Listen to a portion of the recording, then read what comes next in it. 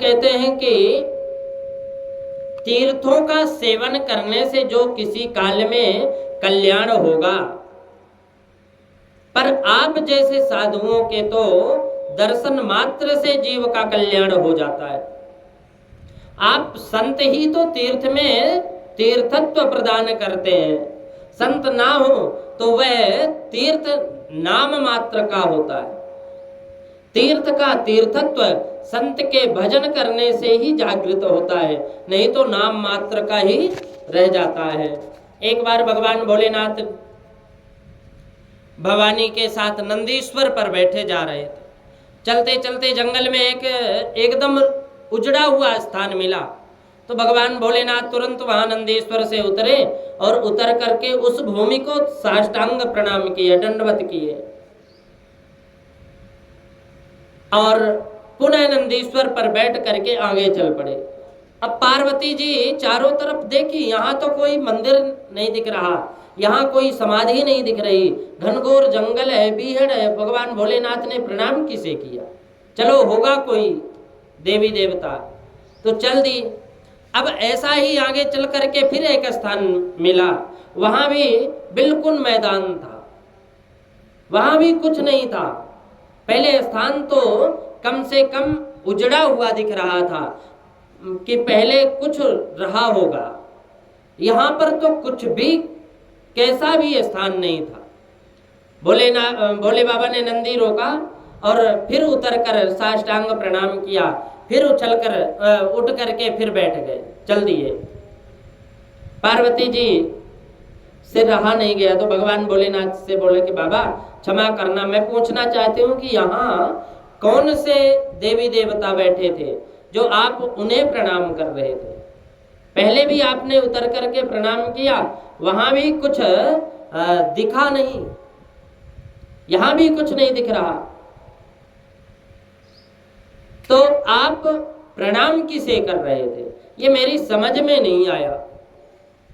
बोले बाबा मुस्कुरा कर बोले कि देवी, वह जो तुम्हें उजड़ा हुआ स्थान दिख रहा था, आज से 10,000 वर्ष पहले एक बहुत सिद्ध संत का वहां जन्म हुआ था। बड़े भजनानंदी संत थे, बड़े मुक्त थे।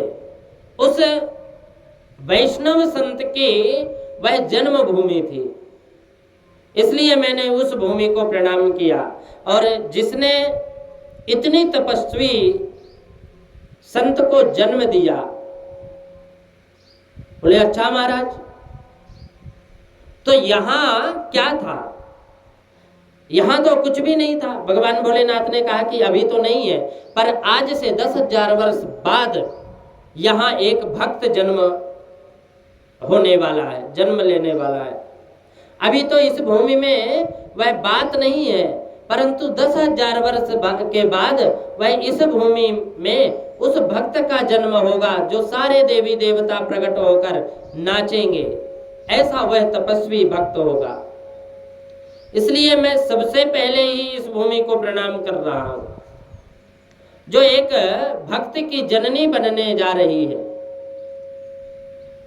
मैं अपनी दिव्य दृष्टि से उस आगामी भक्त का दर्शन कर रहा हूं, इसलिए मैंने इसे प्रणाम किया। कहने का तात्पर्य कि जो संत है, भक्त है, चलते फिरते चैतन्य तीर्थ है, ये जहां जन्म या वास करें वह भूमि ही तीर्थ बन जाती है।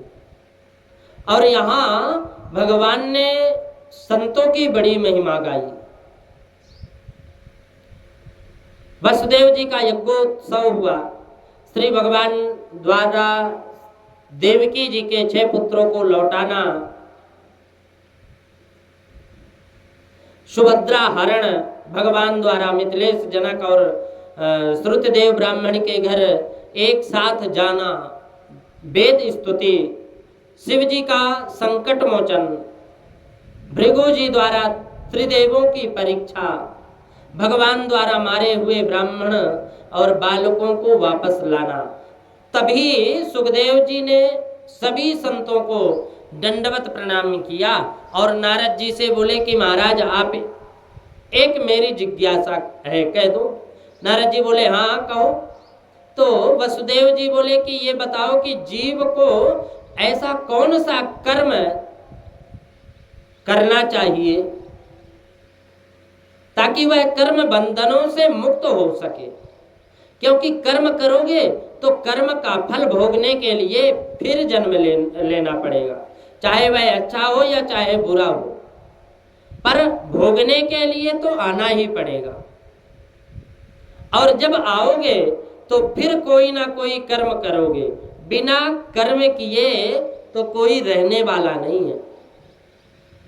तो कर्म किए बिना कोई रह नहीं सकता, और कर्म किया है तो फल भोगना ही पड़ेगा, चाहे अच्छा हो चाहे बुरा हो। तो ये तो कड़ी टूटने वाली नहीं है। इसलिए ऐसा कौन सा कर्म है जिसके करने से कर्म बंधनों में बंधना ना पड़े, ऐसा कोई कर्म बंधन से छुटकारा मिल जाए, ऐसा कुछ बताओ।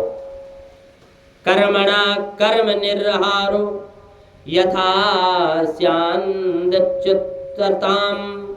कहते हैं कि वसुदेव जी ने यह प्रश्न नारद जी से किया। नारद जी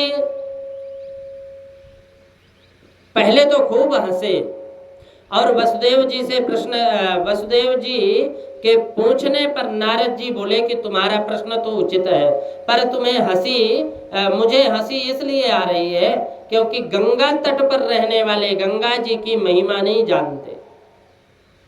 गंगा जी के किनारे रहने वाले यदि कोई पाप कर्म बन जाए तो नैमिषारण्य में नहाने जाता है। क्यों? क्योंकि गंगा जी तो रोज घर की बात है। उसी प्रकार आज वसुदेव जी साक्षात प्रभु के पिता होकर भी उनके महिमा को नहीं जानते। जिन गोविंद के दर्शन मात्र से जीव के सारे बंधन छूट जाते हैं, जिन गोविंद के कृपा दृष्टि से सारे बंधन खुल जाते हैं, उन्हीं के दर्शन मात्र से जीव के सारे बंधन छूट जाते हैं। गोविंद के पिताश्री हमसे पूछ रहे हैं कि कर्म बंधन का छुटकारा कैसे मिले। इसलिए हमें हंसी आ गई। महाराज वसुदेव, जो भी जीव जन्म लेता है, जगत में पैदा होता है और होते ही उसके ऊपर प्रमुख रूप से 3 ऋण हो जाते हैं, एक पितृ ऋण, एक ऋषि ऋण और एक देव ऋण। जीव का कर्तव्य है कि वह इन तीनों ऋणों से मुक्त हो और ऐसा कर्म करे ताकि इन ऋणों से मुक्त हो जाए। पितृ ऋण क्या है? उसके लिए चाहिए कि सुंदर शास्त्र विधि,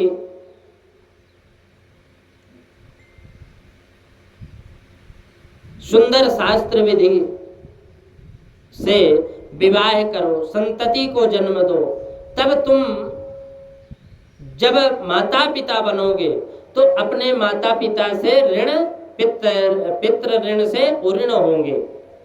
संतान जन्म से मातृ पितृ ऋण से मुक्ति प्राप्त होगी।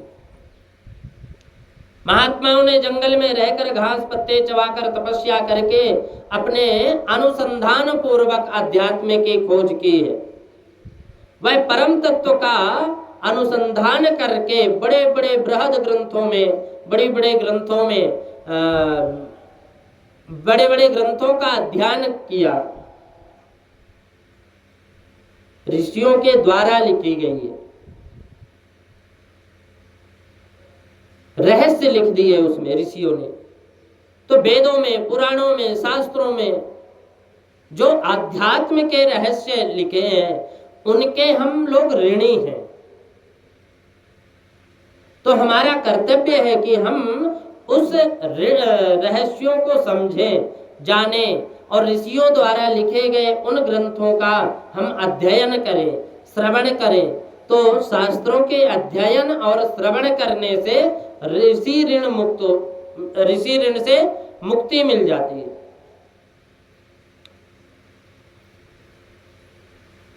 हमारा कर्तव्य है कि हम उन रहस्यों को समझें, शास्त्रों के अध्ययन करें।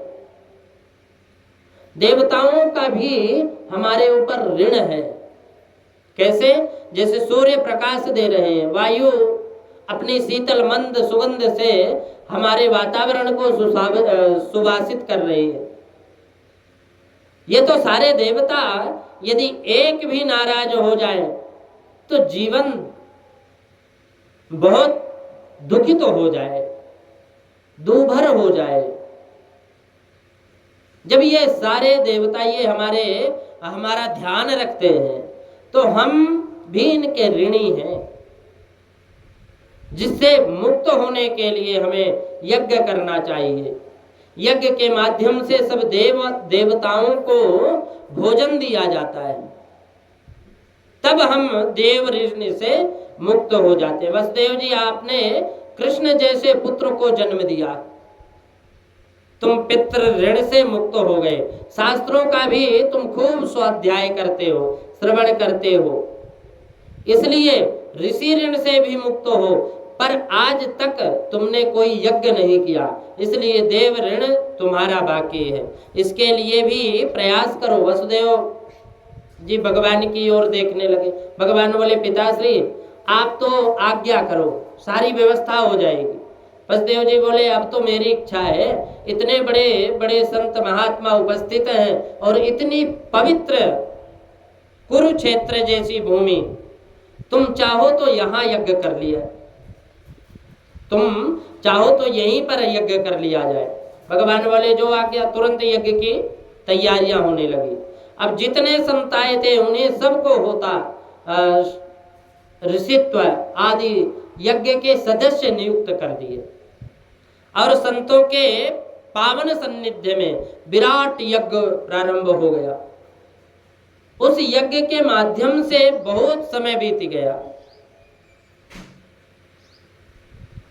इस प्रकार 3 महीने तक भगवान ने ब्रजवासियों के साथ, अपने प्रिय पांडवों के साथ, द्वारिका वासियों के साथ कुरुक्षेत्र में वास किया। तत्पश्चात पांडव अपने इंद्रप्रस्थ, ब्रजवासी अपनी ब्रजभूमि और द्वारिकावासी अपने द्वारिका के लिए प्रस्थान कर गए। द्वारिका में एक दिन एकांत पाकर देवकी मैया ने अपने लाला से कहा, अरे कृष्ण कन्हैया, कुरुक्षेत्र के तो महात्मा लोग कह रहे थे कि तुम साक्षात नारायण हो। मैंने तो ये भी सुना है कि तुम अपने गुरु माता का बेटा, जो वर्षों पहले समुद्र में डूबकर समाप्त हो गए थे, उन्हें लाकर तुमने वापस लौटा दिया। बेटा, ये सब बातें सही है क्या? भगवान बोले, हाँ माँ, बात तो बिल्कुल सही है। देवकी माँ के आंखों में आंसू भरकर आज बोली कि बेटा, जब तू गुरु माता का बेटा लाकर दे सकता है तो तेरी माँ के 6 बच्चे कंस के हाथों समाप्त हो गए। जी भर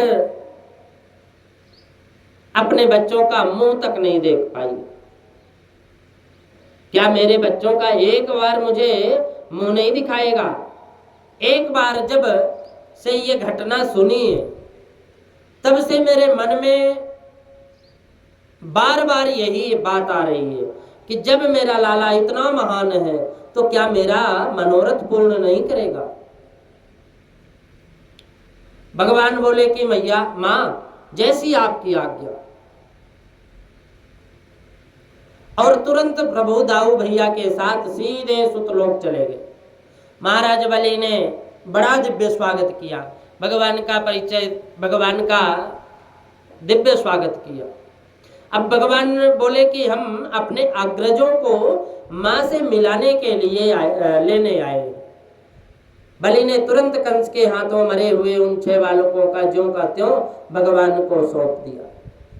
भगवान लेकर के वह बालकों को ज्यों के त्यों देवकी माँ की गोद में समर्पित कर दिया। उन नन्हे नन्हे बालकों को इतने वर्षों बाद देखकर देवकी मैया का वात्सल्य उमड़ पड़ा। सब बच्चों को अपने हृदय से लगाकर स्तनपान कराने लगी। अब जैसे ही उन बालकों ने देवकी मैया का स्तनपान किया, सभी बालक परम धाम को प्रस्थान करते चले गए।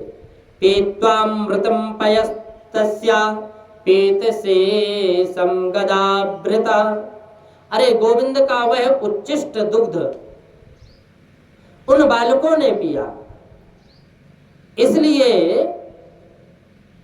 सब के सब परम पावन हो गए। देवकी माँ विकल हुई तो भगवान बोले, माँ आपने मिलने को कहा था सो मिला दिए, दिखा दिए, अब आप प्रसन्न हो जाइए, इन्हें अपने धाम को जाने दीजिए। माँ को संतोष मिला। सुखदेव जी कहते हैं कि परीक्षित ऐसे अद्भुत भगवान के आश्चर्यमय चरित्र हैं, और कुछ पूछना चाहो तो पूछ लो। परीक्षित ने कहा कि महाराज ये बताइए कि हमारे दादा दादी का विवाह कैसे हुआ। सुखदेव जी मुस्कुरा पड़े, बोले भाई मृत्यु के कितने निकट पहुंच गए महाराज परीक्षित। पर सुखदेव जी ने प्रभु के दिव्य चरित्रों को सुना सुनाकर उनकी मृत्यु को ही भुला दिया। आज परीक्षित ये भूल ही गए कि कुछ समय बाद हमें मरना भी है। तो सुखदेव जी महाराज ने भी बड़े रोमांच ढंग से सुनाया। अरे परीक्षित, जब भगवान की बहन सुभद्रा सयानी हो गई तो दोनों भैया मिल करके एक दिन विचार करने लगे कि भाई अब कहीं इसका संबंध करना चाहिए। बहन सयानी हो गई। बड़े भैया बलराम जी बोले, अरे कृष्ण कन्हैया, हमने फैसला कर लिया कि हमारा पक्का चेला है दुर्योधन, और मैं अपनी बहन सुभद्रा का विवाह उसी के साथ करूंगा। अब भगवान चुप हो गए। बड़े भैया के सामने किसी की एक नहीं चलने वाली। अब ये भगवान जानते हैं तो कहने से कोई फायदा नहीं है, क्या करें।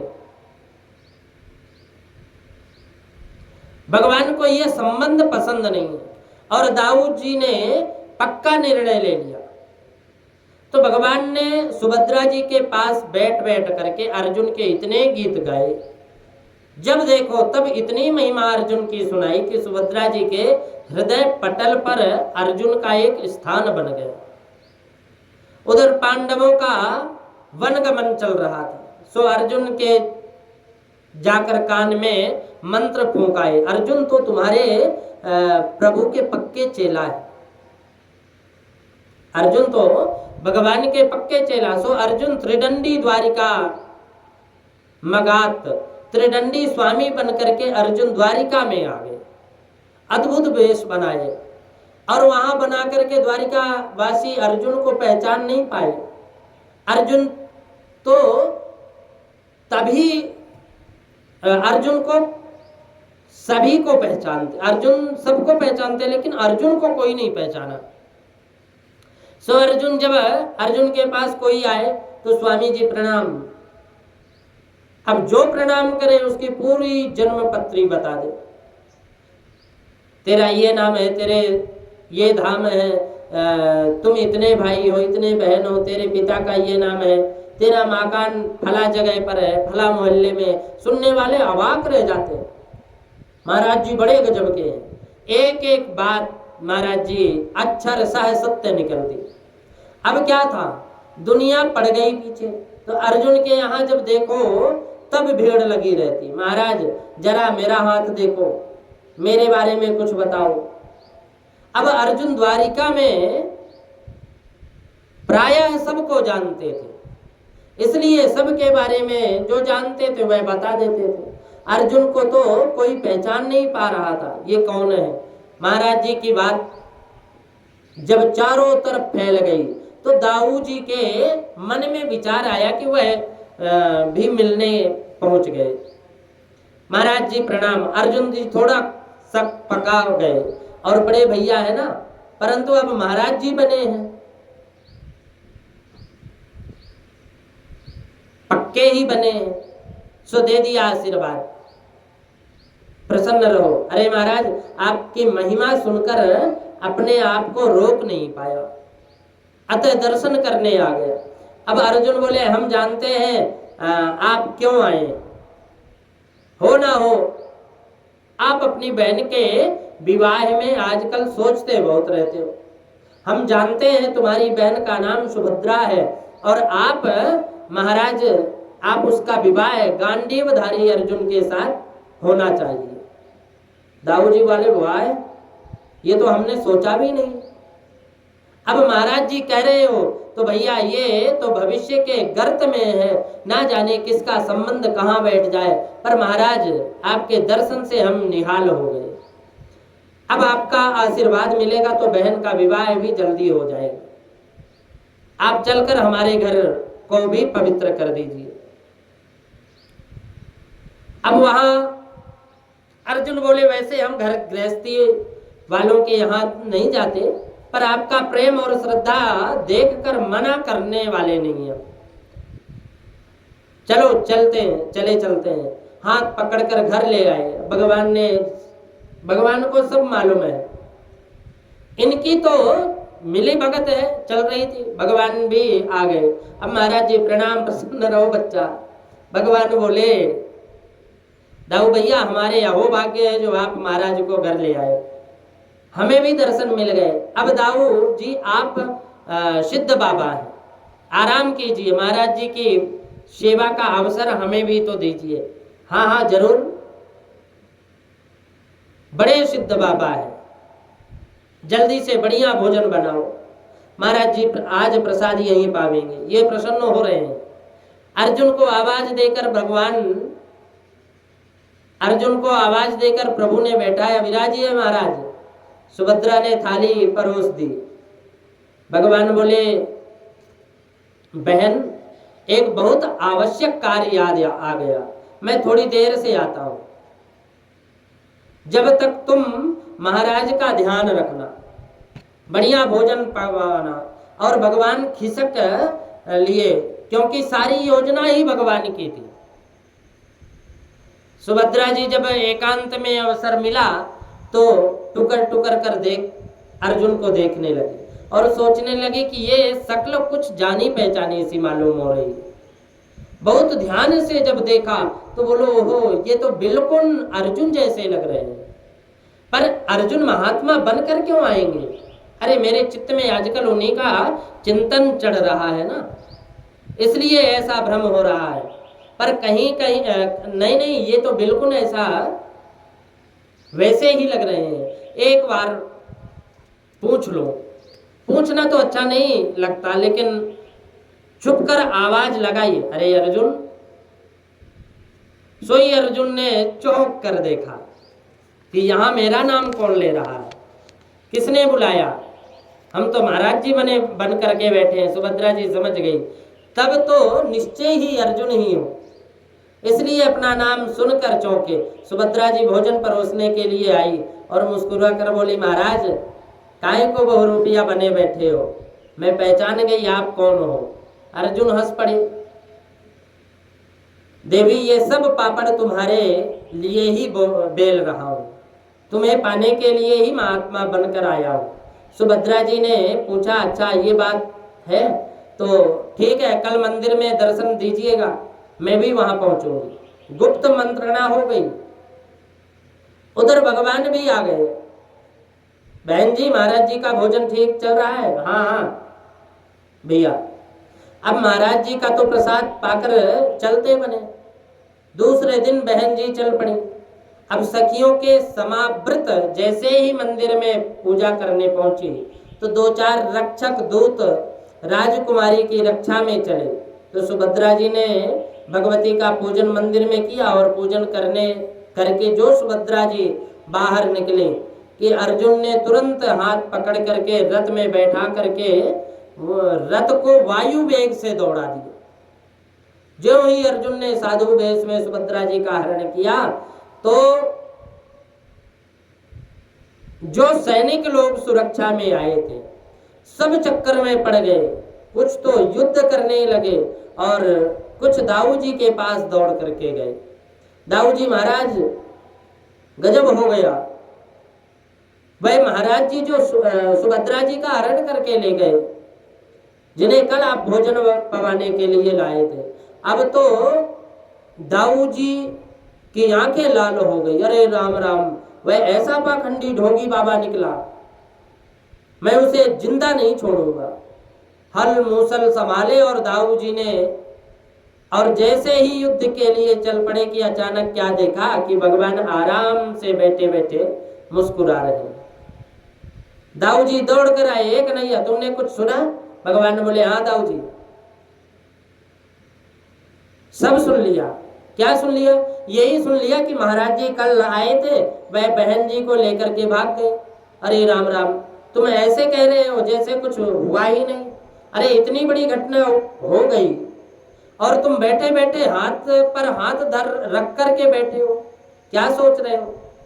भगवान बोले, दाऊ जी, मैं तो यही सोच रहा हूं कि आखिर हमारे बल पराक्रम को दुनिया में कौन नहीं जानता, फिर आखिर ये साधु कौन हो सकता है जिसने हमारी बहन का हाथ पकड़ने का साहस दिखाया।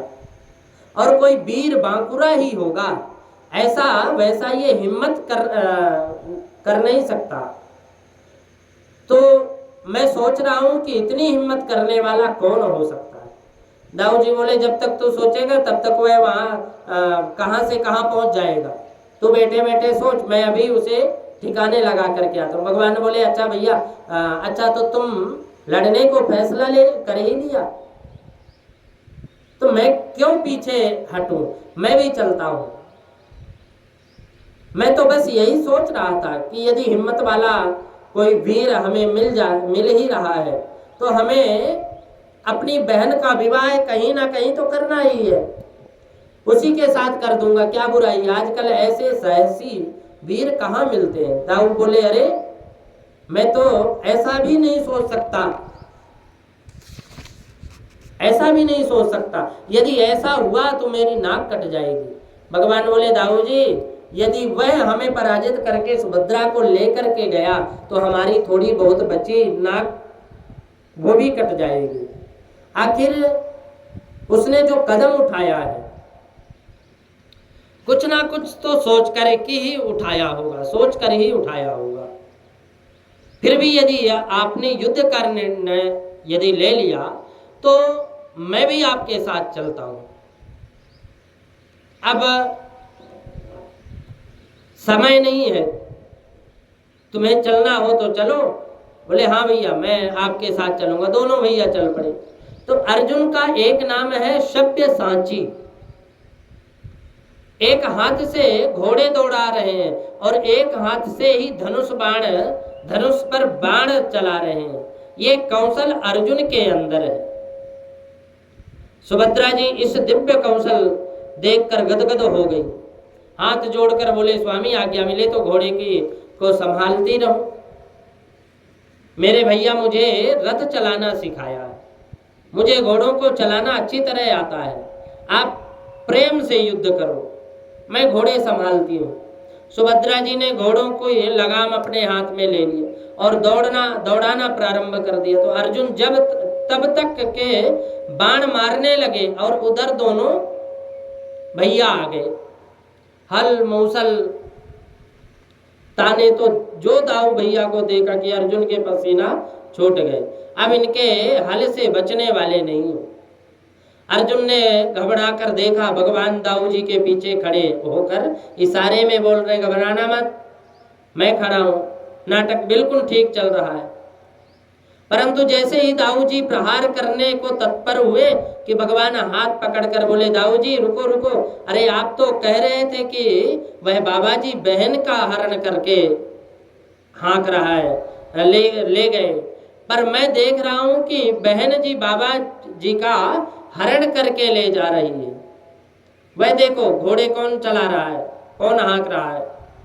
जब दाऊ जी ने ध्यान से दृष्टि डाली तो सुभद्रा जी घोड़े दौड़ा रही हैं और सुभद्रा जी को घोड़े दौड़ाते जब दाऊ जी ने देखा तो दाऊ जी का माथा घूम गए। अरे कृष्ण, ये बहन को क्या हो गया, ये सुभद्रा क्यों ऐसे घोड़े दौड़ा रही है, मेरी तो कुछ समझ में नहीं आ रहा है, ये कौन है, क्या हो रहा है। जब भगवान हंस करके बोले, कि दाऊ भैया मेरी समझ में तो कुछ कुछ आ रहा है, मैंने पहचान लिया ये निश्चित रूप से गांडीवधारी अर्जुन है, मैंने इसे पहचान लिया। जो अर्जुन का नाम सुना सोई दाऊ जी सब समझ गए, अरे कृष्ण यदि ये अर्जुन है तो इसमें कोई संदेह नहीं है, ये सब तेरी ही किया हुआ है, तेरी इच्छा के विरुद्ध अर्जुन भला ऐसा कर सकता है क्या, तूने ही सब करवाया है। भगवान तुरंत हंस पड़े और बोले दाऊ जी क्या आप जानते हैं सुभद्रा बहन दिन रात अर्जुन की ही माला रटती है और आप दुर्योधन से संबंध पक्का कर रहे हो। दाऊ जी बोले अरे राम राम, ये बात तो तुमने हमसे बताई क्यों नहीं, बुलाओ इसे। स्वामी बने बड़े शर्माते हुए अर्जुन के निकट आते ही दाऊ जी बोले कि स्वामी जी नमो नारायण। अब अर्जुन बड़े लज्जित हुए, क्षमा करना दाऊ भैया, हम तो द्वारिकाधीश के क्रीड़ा मृग हैं, ये जिधर नचाते हैं वैसा नाचते हैं, हम वैसा ही नाचते हैं। दाऊ बोले ओहो, तो मैं पहले ही समझ गया था कि सब इसी की करामात है। धूमधाम से फिर दाऊ जी ने दोनों का विवाह संपन्न किया। और सुखदेव जी महाराज कहते हैं परीक्षित तुम्हारे दादा दादी का विवाह ऐसे ही हुआ। सुखदेव जी कहते हैं राजन एक बार भगवान अपने समस्त परिकर के साथ जनकपुर आए। अब जनक जी महाराज भगवान के अनन्य भक्त थे। ध्यान दे, जनक जी पदवी का नाम है, जनक पदवी का नाम है। सीता जी के पिता जो थे उनका नाम था शीरध्वज जनक, शीरध्वज जनक नाम था सीता जी के पिताजी का। और भगवान जिनके पास आए वह बाहुसाल्व जनक है, बाहुलास्व जनक है। बाहुलास्व जनक, जनक जी के वंश में जितने हुए सब जनक कहलाए और सभी ब्रह्म ज्ञानी हुए। ये विशेषता इस निमि वंश की है। तो बाहुलास्व जनक, शीरध्वज जनक, कुशध्वज जनक, धर्मध्वज जनक आदि ये सब जनक परंपरा के राजा हुए। पर सबके सब जनक कहलाए। तो बाहुलास्व जनक भगवान के अनन्य भक्त थे। और मिथिलापुर में ही एक ब्राह्मण रहता था, श्रुतदेव, ये भी भगवान का अनन्य भक्त था। तो भगवान ने सूचना पहुंचा दी कि आज हम इनसे मिलने आएंगे। जो प्रभु के आगमन का समाचार मिला कि जनक जी महाराज पूरे राजकीय सम्मान के साथ स्वागत में खड़े हो गए। अब बेचारा श्रुतदेव ब्राह्मण जिसकी टूटी फूटी झोपड़ी और घर में कुछ भी नहीं, पर भगवान का अनन्य भक्त है, वह भी हाथ जोड़ करके भगवान के स्वागत के लिए खड़ा। अब जैसे ही प्रभु पधारे दोनों ने कहा कि आइए महाराज, आइए सरकार, हमारे घर को पावन कर दीजिए। तो अब भगवान बड़ी दुविधा में पड़े, किसके यहाँ पहले जाए। तो जनक जी के यहाँ पहले जाऊंगा तो ब्राह्मण का मन खिन्न हो जाएगा, और जिसके लिए प्रतीक्षा का एक एक क्षण बड़ी कठिनाई से बीत रहा है कि कब सरकार के दर्शन होंगे, कब घर पधारेंगे।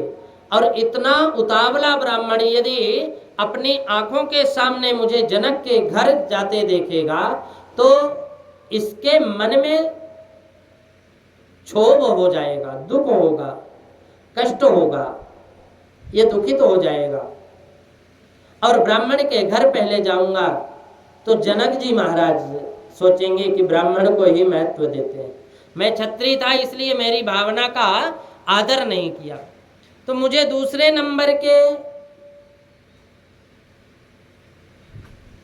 नंबर पर रख दिया। प्रभु को दोनों तरफ से दुविधा हो रही है। जनक जी के यहाँ जाएं तो धन का दोष मानेंगे और वह धनवानों के यहाँ पहले जाते हैं, और ब्राह्मण के यहाँ जाएं तो पक्षपात माना जाएगा। तो ब्राह्मण भगवान के साथ जो संत आए थे, भगवान के ने उनकी तरफ इशारा किया। सुखदेव बाबा कहते हैं कि परीक्षित, उस मंडली में मैं भी था, उस मंडली में मैं भी था। नारदो वामदेवो त्रिः कृष्णो रामो सितो वणिः अहम बृहस्पतिः कण्वो मैत्रेयश्च वनादयः। सुखदेव जी कहते हैं कि मैं भी था, हमारी तरफ इशारा किया कि हम इनके इस संकेत को समझ गए कि जितने संत थे सबने दो दो रूप प्रकट कर दिए। हमारे सरकार प्रभु द्वारिकाधीश भी दो रूप में प्रकट हो गए। तो हम सभी संतों के साथ द्वारिकाधीश ब्राह्मण के साथ चल दिए और जनक जी के साथ भी चल दिए। एक ही क्षण, एक ही साथ, एक दोनों का सम्मान स्वीकार किया और जनक जी के यहाँ राजोपचार के साथ भगवान का स्वर्ण सिंहासन पर ठाट से पूजा चल रहा है। उधर ब्राह्मण की झोपड़ी में कुशा के आसन बिछा दिए गए, अतिथियों को बैठा दिया, शीतल जल पिला दिया। इसके अलावा उसके पास कुछ भी नहीं था, केवल अपना परिचय उत्तरीय हाथ में लेकर धुन्नवासो नरर्तः वस्त्र को उड़ा उड़ा कर नाच रहा था। भगवान बोले यह समता का दर्शन कराया। मैं भाव का भूखा हूँ, कोई कैसा भी हो, धनहीन हो या धनवान हो, क्षत्रिय हो क्षत्रिय कोई भी हो, भगवान भाव के साथ भाव में ही विराजते हैं। परीक्षित ने पूछा कि महाराज जब ब्राह्मण निर्गुण निराकार है तो श्रुतियां वर्णन कैसे करती हैं? तब सुखदेव बाबा ने वेद स्तुति का नरकुटक छंद में वर्णन किया और ये वेद स्तुति जैसे सोते हुए सम्राट को सूत मगध बंदी जन आदि बिरदावली गात कर जगाते हैं ना, ऐसे ही भगवती श्रुति उस परमात्मा की शक्ति का वर्णन करती है। आपकी जय हो, आपकी जय हो। प्रभु ने कहा अरे जय जयकार उसकी करो जिसकी पराजित होने की संभावना है, जिसे हारने का डर लगता है, वही जिंदाबाद के नारे ज्यादा लगवाता है। हम तो अजित हैं, कभी पराजित नहीं होते। ये तो जय जयकार की क्या जरूरत है? भगवती श्रुति कहती है कि प्रभु आपकी तो जय जयकार है, आप अजित हैं, परंतु जीवों के हृदय में तो आपका पराभव दिख रहा है। महाराज ये प्रत्येक वाणी के भीतर काम, क्रोध, मद, मोह, लोभ, मत्सर आदि छुपे हुए और ये प्रत्येक प्राणी के हृदय में आप बैठे हो। ईश्वरः सर्वभूतानां हृदयेर्जुन तिष्ठति। आप भी बैठे हो और ये विकार भी बैठे हैं, परंतु विकारों का तो दर्शन होता है, काम का वेग दिखता है, क्रोध का उद्वेग दिखता है, लोभ की प्रवृत्ति दिखती है, ये सब विकारें तो दिखाई पड़ते हैं, पर आप कहाँ छुपे बैठे हो? आपका तो दर्शन कहीं नहीं होता। इसका मतलब कि इस घर में दुर्विकारों के झंडे लहरा रहे हैं और आपके झंडे का दर्शन ही नहीं हो रहा है। इसलिए प्रार्थना है कि जय जय आप जीवों के हृदय में अपना उत्कर्ष बढ़ाइए, आपकी महिमा उन जीवों के हृदय में प्रकट हो। भगवान बोले कि मैं क्या करूं? अब श्रुति भगवती कहती है जी कि अजाम मायाम जहि, इस माया को नष्ट कर दो महाराज, सो ही काम बन जाएगा। तो ये जीव को भटकाने वाली आपकी ये विचित्र माया है। भगवान बोले मेरी माया गुणात्मिका है। देवी हेषा गुणमयी मम माया, ऐसी दिव्य तत्व आदि गुणों से समन्वित माया को मैं क्यों नष्ट करूं? श्रुति भगवती कहती है कि हे प्रभु, माया में जो गुण है वह जीवों को ठगने के लिए है।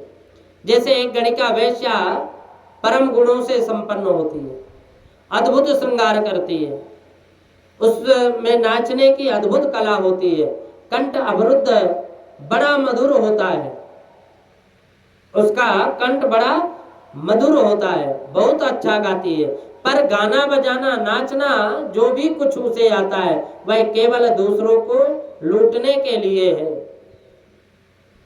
उस गणिका के सारे गुण जैसे जीवों को ठगने के लिए है, वैसे ही आपकी माया जितने गुण हैं वह जीवों को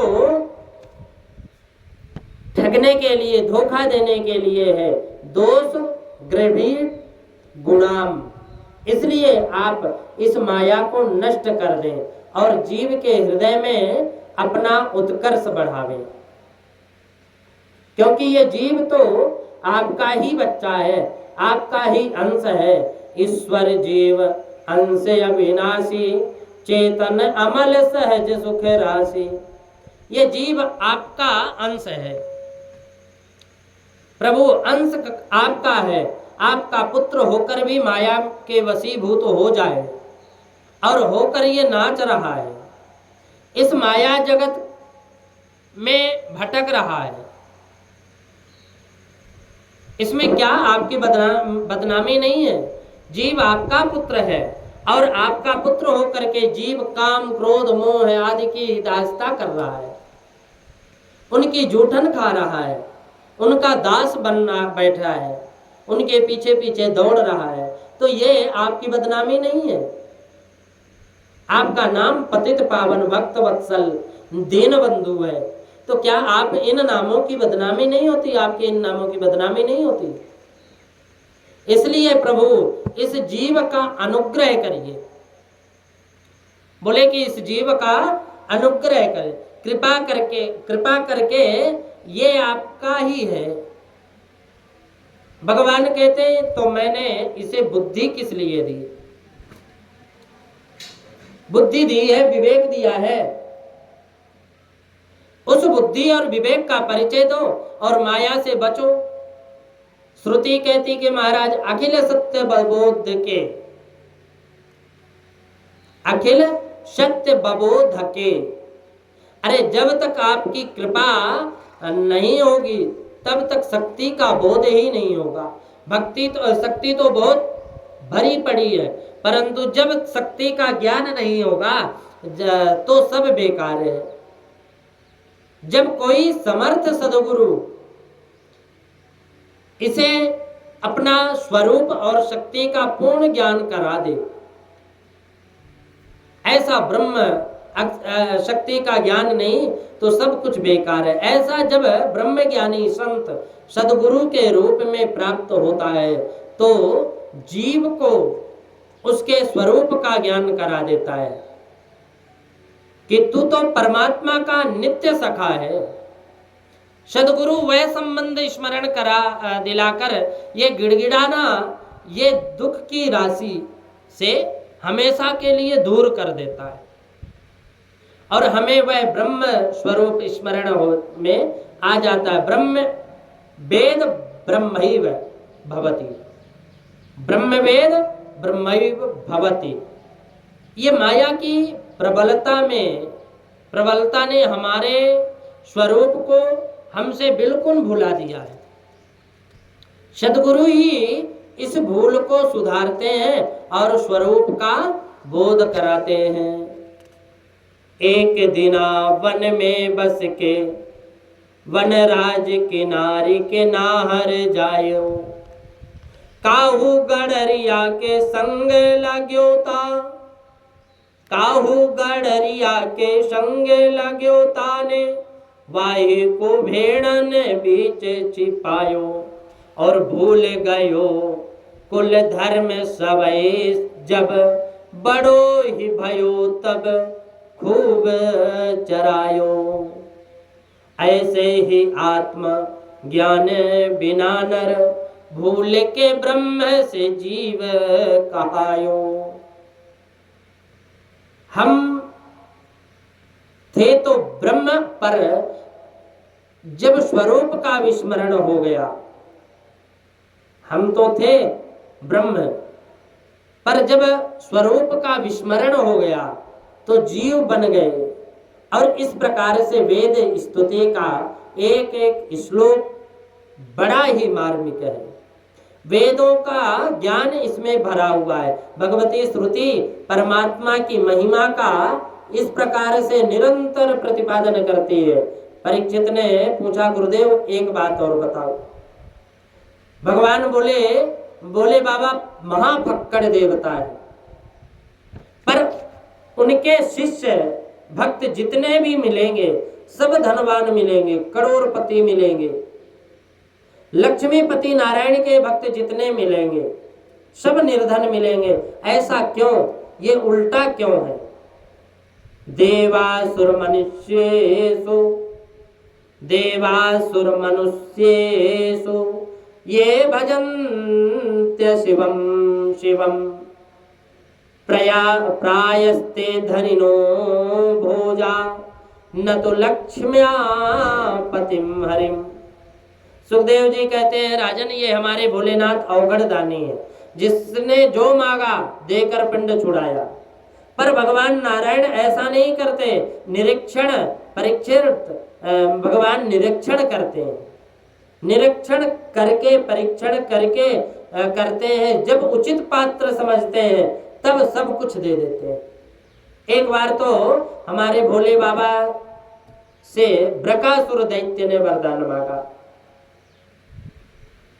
जिसके सिर पर हाथ रख दूं वह भस्म हो जाए। यस्य यस्य कर्म से शीर्षण धास्ये सा म्रियतामृति। ये कथा हम लोग कल के सत्र में श्रवण करेंगे। और आज यहीं पर विराम देते हुए इस कथा का